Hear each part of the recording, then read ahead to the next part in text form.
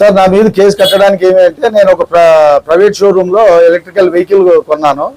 ఆ vehicle trouble వస్తే ఆ విషయంలో ఎలక్ట్రికల్ షాపు మేనేజర్కి నాకు విషయంలో కంప్లైంట్ చేయడంతో నాకు సిఐ గారు ఫోన్ చేసి స్టేషన్కి రమ్మని అని చెప్పి పిలవడం జరిగింది.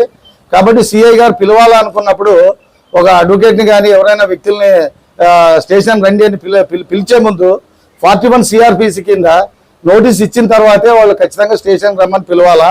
ఆయన ఎటువంటి వితౌట్ నోటీస్ ఇవ్వకుండా డైరెక్ట్ పోలీస్ స్టేషన్కి వచ్చి మాతో మాట్లాడండి అని చెప్పడము ఇది ఎంతవరకు కరెక్ట్ అనేది సిఐ గారే తెలుసుకోవాలి. నా పేరు కేజీ వెంకటేష్ అండి, అడ్వకేట్ అండ్ నోటరీ ఆదోని. నాకు నిన్న ఆదోని 2 టౌన్ సిఐ రాజశేఖర రెడ్డి గారి నుంచి నాకు ఫోన్ వచ్చింది. ఏం విషయం సార్, ఎందుకు ఫోన్ చేసినారు అని చెప్పి అడిగితే ఆయన ఒకసారి పోలీస్ స్టేషన్కి వచ్చి వెళ్ళిపోండి అని చెప్పాడు.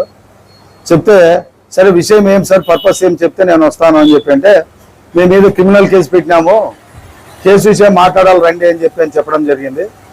నేను ఆయన మీద ఉన్న గౌరవంతో పోలీసు వాళ్ళకి మాకు అపారమైన గౌరవం, పోలీసులు అంటే పోలీస్ స్టేషన్ అయినా మేము దేవాలయంగా భావిస్తాము. కాబట్టి ఆయన రెస్పెక్ట్ ఇచ్చి నేను పోలీస్ స్టేషన్ పోవడం జరిగింది. పోతే ఆయన మమ్మల్ని కూర్చోబెట్టుకోకుండా నీకు సీట్ నేను ఆఫర్ చేయలేదు, మీరు నిలబడే మాట్లాడండి, మీరు ఏం చెప్పదలుచుకొని చెప్పండి అని అన్నాడు. సరే విషయం ఏం సార్ చెప్పండి అంటే మీ మీద ఇట్లా ఫలానా ఆయన కంప్లైంట్ చేసినాడు, ఆ కంప్లైంట్ ఆధారంగా మీ మీద కేసు కట్టినాము అని చెప్పినాడు. సరే సార్ కేసు కడితే ఇంకేముంది, మీ పని మీరు చేసినారు కదా, మేము ఏదన్నా ఉంటే మాకు తెలిసింది, మా దగ్గర కూడా కొన్ని రికార్డ్స్ ఉన్నాయి, మేము కూడా కౌంటర్ కేసు వేస్తాం సార్, మాట్లాడదాం రండి దాని విషయము. మీరేమో పోలీస్ స్టేషన్లో మమ్మల్ని కూర్చోబెట్టుకోకుండా నిలబెట్టి మాట్లాడుతున్నారు, ఇది మంచి పద్ధతి కాదు, ఇది గౌరవం కూడా కాదు సార్. ఎస్పీ గారి దగ్గర నుంచి డిఐజీ ఐజీ వరకు కూడా పోలీస్ స్టేషన్కి ఒక సామాన్యుడు వస్తే కూడా కూర్చోబెట్టి మాట్లాడి వాళ్ళ సమస్య ఏముంది తీసుకొని పరిష్కరించండి అని చెప్తారు.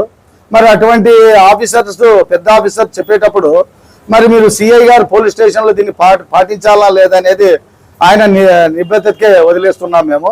కాబట్టి ఆయన ఈ విధంగా మాట్లాడి ఒక అడ్వకేట్ అనేది కూడా రెస్పెక్ట్ లేకుండా మీరు ఇష్టం వచ్చినట్లు మాట్లాడము, నీ ఇష్టం వచ్చిన వాళ్ళతో చెప్పుకో, నేను ఇదే విధంగా నిలబెట్టే మాట్లాడతాను అని చెప్పడం జరిగింది. అందుకు నేను ఆయనకి ఏం చెప్పానంటే నేను కూడా ఎస్పీ గారికి కంప్లైంట్ చేస్తాను మీ మీద, ఒకవేళ ఎవరైనా వచ్చే కంప్లైంట్ చేయడానికి వస్తే నేను నిలబెట్టే మాట్లాడతాను అని చెప్పి అంటే సార్ ఇది పబ్లిక్ ప్రాపర్టీ పోలీస్ స్టేషన్ అనేది, మీరు పబ్లిక్ సర్వెంట్ అనే విషయాన్ని మర్చిపోతున్నారు, ఇదే విషయం మేము ఎస్పీ గారితో మాట్లాడి మీరు అక్కడ ఎక్స్ప్లెనేషన్ ఇచ్చుకోండి ఎస్పీ గారికి అని చెప్పడం జరిగింది సార్. కాబట్టి ఈ విధంగా అమానుషంగా మాట్లాడము, నిర్లక్ష్యంగా మాట్లాడము సిఐ గారికి తగదు. కాబట్టి ఇతని పైన తగు చర్యలు తీసుకోవాలని చెప్పని ఎస్పీ గారికి, అవసరం అనుకుంటే మేము డీజీపీ గారికి కూడా ఒక లెటర్ పెట్టాలనుకుంటున్నాము.